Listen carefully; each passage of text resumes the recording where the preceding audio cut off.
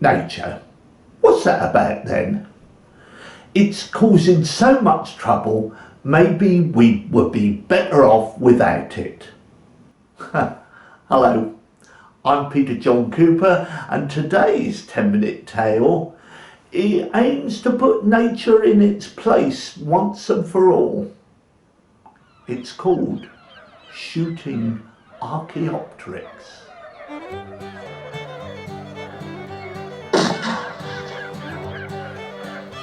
I can hear the sound of the guns and the great squalls of noise from the flying creatures. It's Glen Applebee and his men shooting Archeopteryx again. Archeopteryx? What are they about? They've had the place to themselves for long enough. It was only recently that we realised that the Archeopteryx were dinosaurs and that they'd been on this earth for 150 million years. It's time for mankind to make a stand. We're the up-and-coming species. Let the dinos move aside.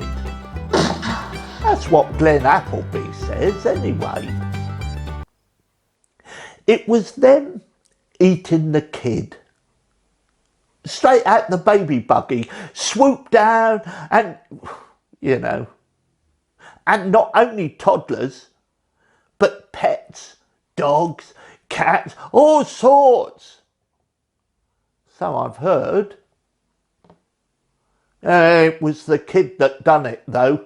Straight out the buggy like a McDonald's out of that cardboard takeaway box thing they give you.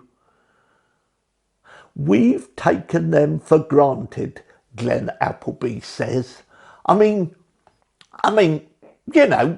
living on the cliffs and on the foreshore, feeding off plesiosaurs and ichthyosaurs from the deep.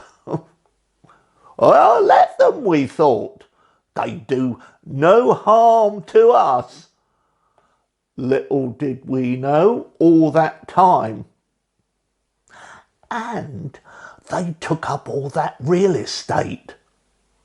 Well, all dinos do. They're all big and lumbering. So Glen Applebee and people like him have cleared most of the countryside of those big thumping brutes. And we can live without fear of being stamped on. Not that I ever recall them stamping on us. Well, except for that time a herd of allosaurs ran wild one night and crushed those old folk in their beds. Somewhere, not near here, somewhere Glen Applebee heard about though in a newspaper or something. Well, that was enough. It had to stop. I mean, you can't live like that. Can't make a living.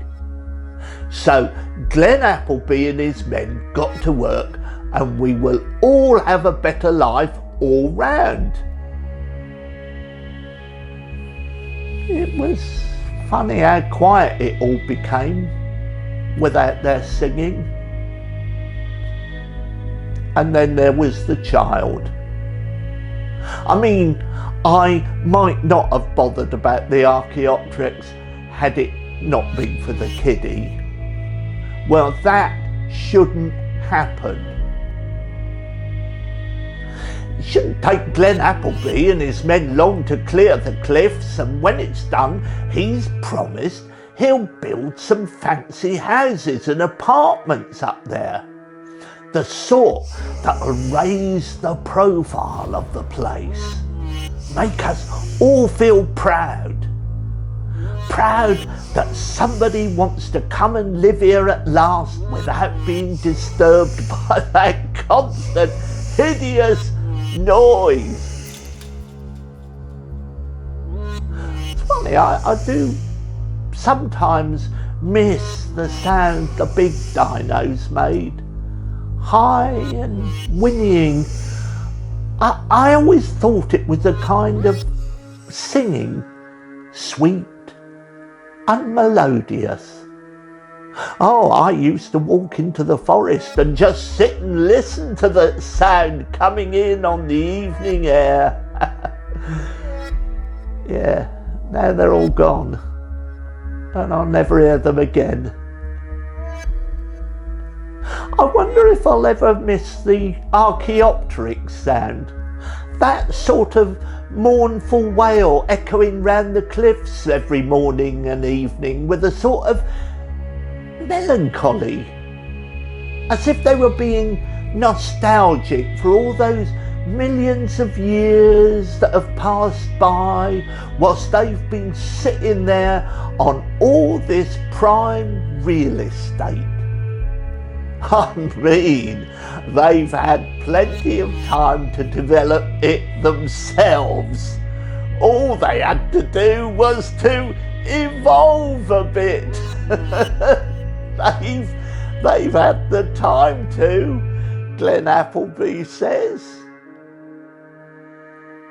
Yeah, maybe they were wailing for the lost youth of their species, for their missed opportunities, an old family who knows its time is over. Anyway, I can hear the guns, and after that it'll be nice and quiet. And then Glen Applebee says he's got a plan to get rid of those ichthyosaurs and plesiosaurs. I've seen them gliding through the shallows and rolling quietly in the waves of the bay before they plunge down into that blue, deep, unknown sea. Well, a bit unnerving, I suppose, that sort of freedom.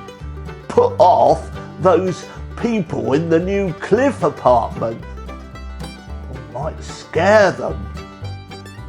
When Glen Applebee's done, they'll be able to swim undisturbed, and our kiddies and old folk will be safe in their beds, and Glen Applebee can have a rest. I don't know how he manages. Must be very stressful, I suppose, and he's not getting anything for it. He's doing it all for our benefit.